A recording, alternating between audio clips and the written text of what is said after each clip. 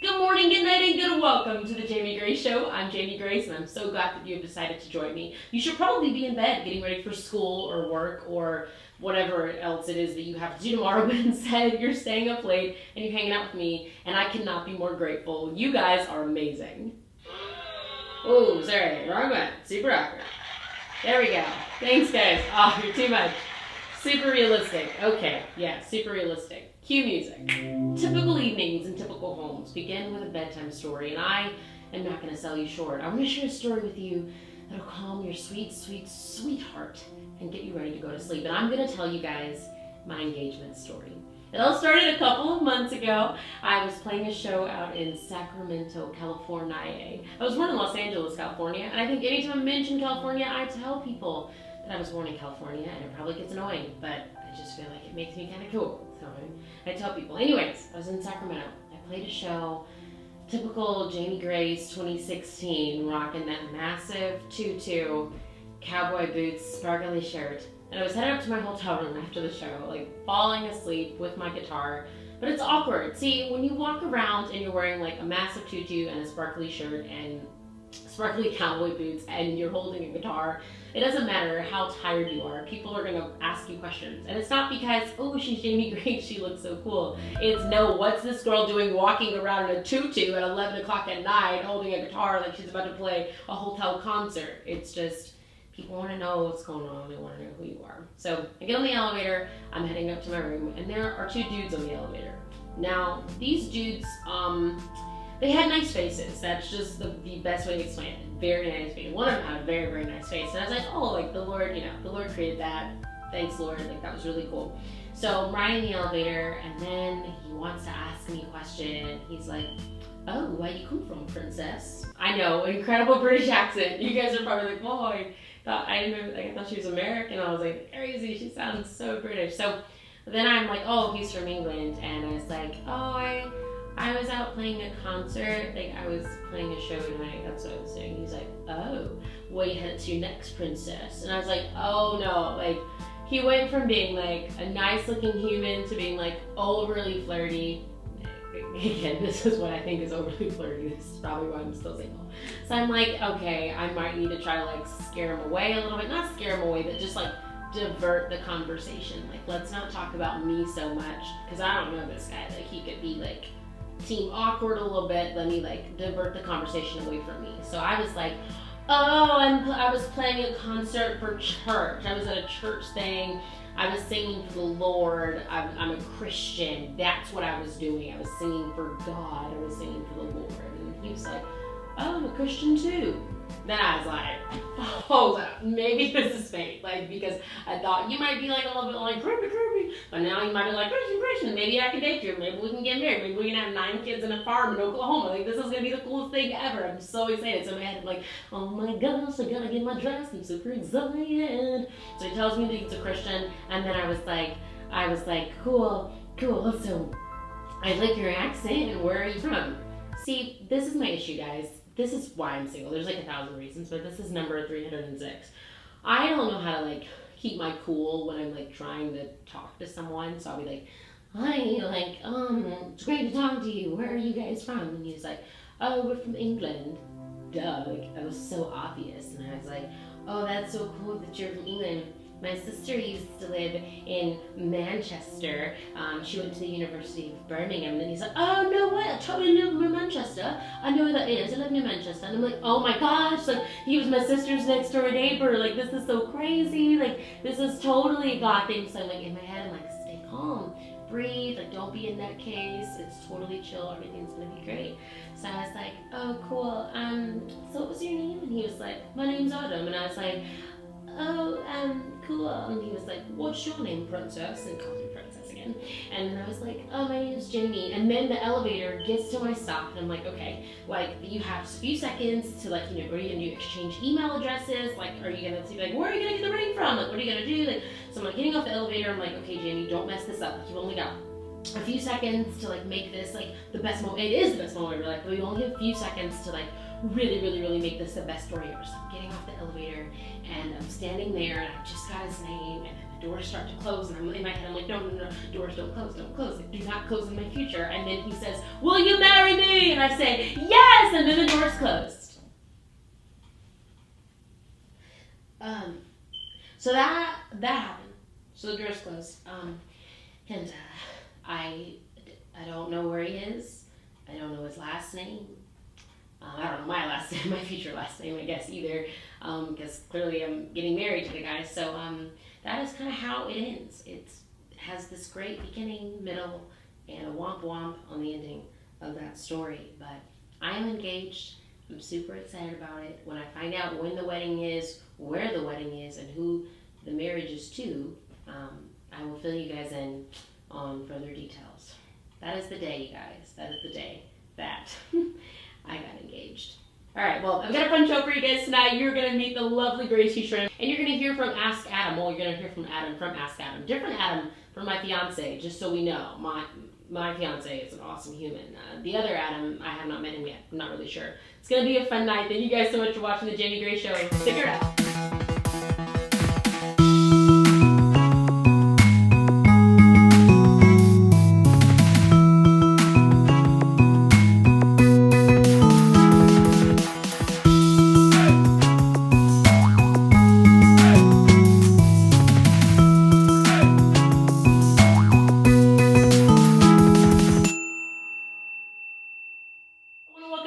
Season 3 of the Jamie Gray Show. I am so glad that you guys have decided to join me. You know, I just prefer the late night model. I stay up pretty late. I get off work late playing concerts. You get off work 2, 3 o'clock in the morning. So I just prefer to stay up late. And people probably think, oh, she's 24 years old, must get a little crazy late at night. Yeah, it does. It typically involves me, a onesie, a cheesy movie, and a bowl of kale. That is my late night life. It's pretty wild. Don't replicate it, kids. You might get hurt. But I'm glad that I could do this late night version. You know, late night TV, you've always got the logo. You've always got the cityscape. Obviously, that is a precise and exact replica of Atlanta, Georgia. And everybody wears a suit.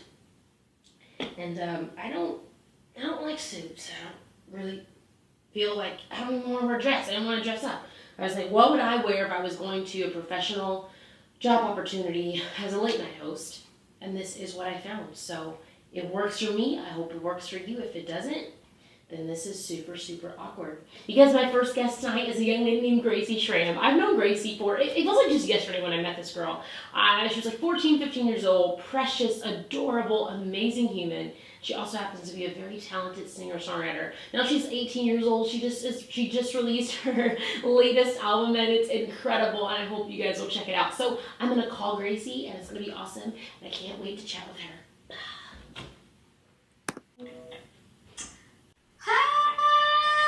Hey girl, hey! What's up? Nothing. I'm just gonna have a onesie because it's, you know, a normal Thursday, Tuesday, Friday. I don't know what day of the week it is. I want a onesie. That's amazing. What are you, a unicorn? I am a unicorn. I'm currently a dehydrated, possibly about to like pass out unicorn. Oh, that's bad. It's warm and it's really warm inside of this outfit. But no regrets. No regrets at all. I need a onesie. Like, you are killing it. I love it. You know, thank you, thank you. I have a motto. It's like you have to have one, like 2 of 3 always have to be done: hair, makeup, and clothes. So you can like dress goofy if your hair and makeup are done. That's kind of my like life theory. I think that's amazing. I love it. Everything about that is incredible. What can I say? Gracie, how are you? I cannot believe that you're 18 years old, because in my head you were 16 and maybe even 14 or 15. Yeah, I think I met you when I was 14. Yeah. Which is crazy. So crazy. I'm like, what? I know. Well, I shouldn't do that to you because I get annoyed when people do that to me. They'll be like, oh my gosh, Jamie Grace, what are you, like 19 now? And I'm like, I'm almost 25 years old. You're almost 25? I know. I'm an old lady, Gracie. Just okay, rub it in. I'm in the club that didn't know that. Well, it's when you start doing this when you're like 14 years old, people don't know how to age you. Yeah, no, that's crazy. And then I walk around in unicorn onesies, so it's not like I really act like an adult. Oh my god, that's amazing. I love it. I'm so excited. I feel really cool because I've gotten like the exclusive to hear your new music. Yes. And I'm so excited for you. It's so, I mean, of course your music is always, the word that comes into my mind when I think about your music is it's just so sweet. Like I just feel like I should be curled up on the couch and I should be giggling when I listen to it. It's just so sweet. Of course. Okay, and the first song that I got to hear is called Anywhere You Go, which is so precious. What's kind of the story behind that song? So for Anywhere You Go, it's kind of hilarious because I started writing that song as kind of like a play on Oh, the Places We'll Go, like from Dr. Seuss, like the classic book. And so I was like, well, like I was in this place in my life where I'm like, I'm graduating from college. Like, what am I doing? Like, am I going to college? Am I doing music? Like, how is this all going to work? And then as we started writing, it ended up turning into this little like love song about like how when you find the right person, like they're gonna go everywhere with you, and like it's a lifetime. And I don't know, the thing that's my favorite about Anywhere You Go is my parents dance to this song in my bedroom or the kitchen all the time. And like now that's like what I think of when I think of that song is like their love story, which is amazing. And so it's so cute. No, that is so cute. I love that because, you know, you're 18, so I'm sure at some point in your life you've thought like, oh, that boy's cute. Like I'm sure at some point. Yeah. And I love that you, like when you choose to write about it, you're not writing about it in a way that's like super cray or like out of the box. You're just like, no, like I'm going to be in love and I want to be with him all the time and it's going to be cute. Yes, totally. And it's like, I don't have that person yet, and that's fine. And I can, like, write about it and be like, this is what it's going to be like. Yeah. And I could, like, look at my parents and how adorable they are. And think about it. Such a blessing that, like, God's given you, like, parents with, like, such a good, beautiful example of a marriage. And that's so sweet. All up in the fields. I know. It's off the fields. All the fields. They're the greatest. I love that. That's so lovely. And then there's another song called Walls, which that one's beautiful. Also, I was trying to like control my jealousy a little bit because that one angle in your music video where it's like looking over, I don't want to spoil it, but like the piano shot, I'll just say that, the piano shot is amazing. Yeah, we filmed it at the top of Lake Point Tower in this like restaurant in Chicago, and it was insane. We walked up to the like top floor, and we actually rode the elevator because it's like 100 floors or something. Yeah. But when we got up there, I was like, this cannot be real. Like, what is this? And we didn't even have to rent it or anything. They just were like, we want to like allow you to film here. Like, we think it's awesome what you're doing. Like, we love your music. I know! It was crazy and so exciting. And we were all geeking out. Like, the girl who filmed it is amazing. Her name's Lauren, and my brother was there too. And we were like, where are we? Like, this is incredible. And it's like, when I think of Walls, like, I was like, it has to be like a cityscape because it's about, I mean, it's obviously a metaphor, but it's also like walls. So yeah. No, I love that. It was so cool and really creative and every place. Like I said, I'm not going to spoil it. You have to go watch the video when it comes out. But all of the places you filmed were so artsy, and you're too cool to be a teenager. Like it's not fair. I'm like, I am walking around in a unicorn onesie, and this girl has the coolest music video. I love it. You're killing it. I love everything about it. It's so good. You're so sweet. Well, when I was looking up some stuff, because I've known you for a while, but I obviously wanted to refresh my memory on all the cool stuff you've done. And I completely forgot that you've done a TED Talk. Yes. When you were like, what, 16 years old? Something like that. It was absurd. It was like an astrophysicist, a Harvard economist, and then like a 16-year-old girl. You're like, what is this? Yeah, I'm a total like nerd, and so I love TED Talks. Yeah. That was one of my favorite things I've ever done. I loved it. Well, if anyone's watching from TED Talks, I'm next. Hello, I love TED Talks. Yes, you should be next. You do love TED Talks. Oh my gosh, yeah. I'm such a nerd. I'm always like investigating them and everything. But what you did, I mean, you got to go and you get to share your music, which is really great because your music's really great. But you also got to share a deeper part of your heart, and you got to talk about the message behind your first album, which is amazing. Can you just like tell a little bit about like what that message was and what you were raising money for with your first album? Yeah, absolutely. So for me, I got into music as a fundraiser more than anything, and I wanted to make a difference in orphans around the world and just help them and spread awareness and all of that. And so I started raising money when I was 10, and by selling my CDs, we raised over $40,000, which was crazy, and I got to build an orphanage and in Haiti and 2 fish ponds in Africa. Oh, the lights just went off. And a home in Colombia, and it has been like the craziest, most incredible journey that's been like so much bigger than I could have ever imagined. And just to have so many people like get on board and be like, I believe in your dream and want to come alongside you. And from the time I was little, like when I first started doing this, I said like, my goal is to change the world through the power of music. And I feel like that's what I'm still doing. That's why I do it. And it's been like this crazy, like curvy, twisted path to like get where I am, but it's been incredible. Yeah, girl. Well, you are definitely you're definitely changing the world, definitely making a difference. And I think you're definitely inspiring a younger generation and letting them know that they can make a difference, that they, it doesn't matter how old you are, it doesn't matter if people think you're too young or people think whatever. It's like, if you have it in your heart and you know it's your calling, ultimately God has called all of us to do this. But it's so cool to see you like really, really jump on board and be like, I'm going to do something. I'm going to make a difference. I see her and I want to change that. Yeah, Super it's been so fun, and it's exactly what you're saying. Like, I started when I was young, and like, not everyone is going to help orphans in Africa, but it's like you can help within your own community, and like everyone has something to offer. And I think that it's just like realizing that it's amazing that we're all unique and we all have different gifts, and that's why it works. No, I love that so much. Okay, well, I read this quote from your website, and I just have to like very cheesily read it to you because it's so beautiful, and I believe it just so totally sums up who you are. And it says, I want people who hear my music to know that when you are your own true self, you can make a difference. That's who you are. That's who Gracie Schramm is. She's just being her normal, adorable, precious self, and she's making a difference. And inspiring old people like me, as we heard, she was like, whoa, she's 24. I love it. I love it too. Okay, Gracie, where can people get the new album, and how can they follow you on social media? Because I'm sure people are going to be like, ooh, who's Gracie Schramm? Yes, amazing. So the album comes out on September 30th, which is so exciting. And you can get it on iTunes. We're hoping to get as many people on iTunes on release day as possible. And then you can also get it on Spotify. And then I would love to connect with you on social media. It's just Gracie Schramm, which is SCHRAM for Schramm. And you can find it. I post lots of fun things and would love for you to be a part of my social media family. Awesome. That's so wonderful. Well, thank you so much, Gracie, for joining us tonight, for staying up late for the Jamie Grace Show. Yes. I really do appreciate it. You're an awesome Thank you so much. You're the best. You're the best. So good to catch up. Yeah, girl. All right. I'll talk to you later. Bye. Bye.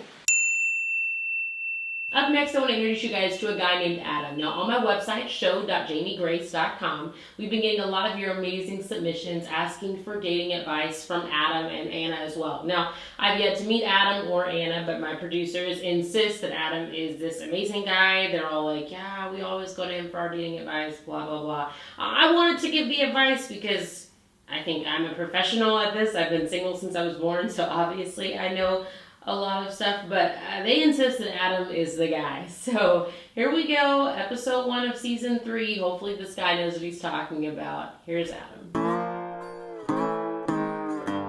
Hey guys, it's Adam. Glad you joined me for this kind of Ask Adam where I give dating advice. I'm totally qualified. I was literally just sitting here chilling and played some guitar, drinking a pour over, local. Always local. Listening to some music. This is the latest. I love that record. Look, I think people are struggling with dating and relationships today. It's 2016. Like, my mind's like blown. Like, that's like 2016 years. Like, don't know how we got. It's like almost like 3016. It's crazy.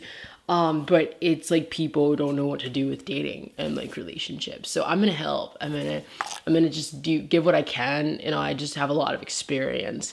I'm always like going through relationships, so that's why I know what I'm doing. So my first like question comes from Tyler, and he's from Texas. What up, Tyler? I love Texas. I love Austin, Texas the most. It's so good.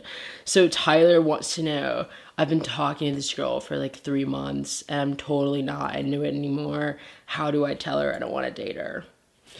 Oh, Tyler, I'm glad you hit me up, bro. This is tough stuff. This is a tough place to be. The first thing I'm gonna say, Tyler, is that I hope you guys have not talked on the phone yet. I've just kind of noticed, like, in relationships, like, if a guy calls a girl on the phone, she automatically thinks that they're gonna get married, right? So don't ever call a girl if you like her, because then it'll just be confusing. You know, just send her a bunch of texts, like her stuff on Instagram. That gets the message across. But if you don't want to like her anymore, this is where it's easy. If you haven't been talking to her on the phone, you just stop texting her. That'll do it. Just stop texting her. And especially if you're like a Christian guy, I'm a Christian. If you're a Christian guy, you like pray for her and you stop texting her. And like if she ever posts like scriptures on her Instagram, you can like that stuff, but like stop liking all of her posts and she'll get the point. Like eventually she'll just kind of understand that you don't like her anymore. You don't have to be mean to her, you know. She's your sister in Christ, right? She's your sister in Christ. So just be really nice to her still, but don't reply to her text messages. If you see her at church, hey sis, just keep it really chill. She's your friend and she'll always be your friend, but she'll get the point if you stop texting her that you don't want to date her. All right, dude, my pour over is getting so cold. I hope that helped. Make sure you go to show.jamiegrace.com and submit your questions. And next Ask Adam, I could be helping you. See you guys. Okay, y'all, photo shoots are so stressful because I feel like I look kind of cute right now, makeup wise, and like now I have to go to bed. Like I feel like, when are my eyebrows ever? Like ever, never. Nope. And I'm not trying to be conceited. It's not that I'm cute. It's that the work that she did on my face is cute. So now I have to waste all this work while I'm sleeping. So that's why I'm snapping. And I'm probably, like, maybe I should have been taking some selfies for my eHarmony profile. I don't really have one of those. They cost way too much, so. Also, I brought the braids back. Oh, this is my mom's earring. I need to put that away before I fall asleep in it and lose it. Sorry, Mom. I got my hair cut like a month ago. Kinda. It looks a little shorter today than normal, but I don't know. I kind of love it. I think I love it. I don't know how I feel. I don't know my... Y'all, my sister said yesterday, or like the day before, she was like, I'm going to put out a tweet and say that I'm looking for a boyfriend for you. This is the part of the night where I just tell you a bunch of random irrelevant stuff. I don't know. It's weird. I think I'm supposed to be single till I'm 90. I think it might be a calling from the Lord. And by that, I'm just being dramatic, but maybe it's like a thing. Like, what if the Lord tried to tell me, Jamie Grace, I want you to be single till you're 90, and I was like crunching on a taco too loud. I missed the message, and I've been wasting my time trying to like meet people and get to know people when the Lord's like, you're not even 85 yet. I don't know. All I know is that I don't know. And so I just keep trusting Jesus for the future and hope that whoever I'm supposed to marry shows up in due time and shows up and he's awesome and he's amazing and I don't have to question it and I don't have to wonder, and he doesn't friend zone me and it's not weird, and he doesn't like me more than I like him and I don't like him more than he likes me, and it's great. It's not perfect, but it's great, and it's like, we're in love. That last snap was pretty serious on the nostrils, and I apologize for you guys seeing everything that my ENT sees. Yeah. I need to go to bed. I have to wake up in like 4 hours. Why am I'm gonna regret this. In 4 hours when I'm up, I'm gonna regret this. I also have no idea how I start talking about being single. Also, I just looked at the time and it's 11:30 and it's not nearly as late as I thought. And now I'm like, hey, let go. I had tacos twice today. I've been like super healthy. I had Del Taco for lunch and Taco Bell for dinner. That's so bad. So bad. That's why I'm single. Because I'm like, I'm gonna go eat 95 tacos. It's got to be super normal. Because I love tacos. Nom, nom, nom, nom, nom. Why am I awake? Can we just, I'm sitting up now, y'all. Rant has begun. Can we just all like agree on a world where when it comes to like dating and relationships, a world where a guy could just like be honest, 100% honest, and just say, I'd like to get to know you because I like you, and a girl could be honest in her response. she likes him back, she can say, I like you too, let's get coffee. Or if she doesn't know, she can be like, I don't know. Or if she doesn't like him, she'd be like, nah. Guys wouldn't get offended if girls were saying, no, I'm not interested in you like that, and vice versa, because I think we get offended about those things too easily. Like, guys and girls, we get so worked up about, like, I don't want to put my heart out there, I don't want to risk it, like, we don't want to take any chances, so we just end up in these really weird I like you friendships, where there's like flirty texts going back and forth, and your friends can't date him because you like him, but you're not going to say it, and he's not going to say it, so you're just going to like fake date for like 5 years. And a lot of times it's just because the guy or the girl, but a lot of times the guy is scared to put their heart out there. And it's like, let's not be so insecure that we can't accept truth. There are going to be times where you might want to pursue a relationship, or you might be interested in someone and they don't like you back. It's happened to me, and like, it's okay. I've actually never had like a guy like straight up tell me to my face, I don't like you, but I wouldn't be offended because I would actually want to know if he didn't like me. Like, that'd be convenient.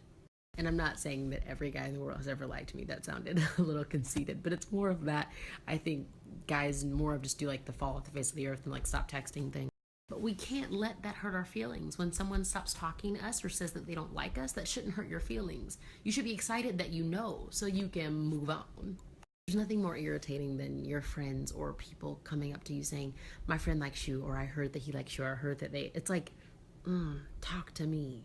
You're too afraid to like take that chance and let someone know that you were interested in an intentional relationship with them. He might not be ready for that relationship. Obviously, there's a lot more to this. If you're 13 years old, stop taking notes. This is not for you. You have geometry on Monday. This is for like grown folks and craziness. I can't handle this stuff anymore.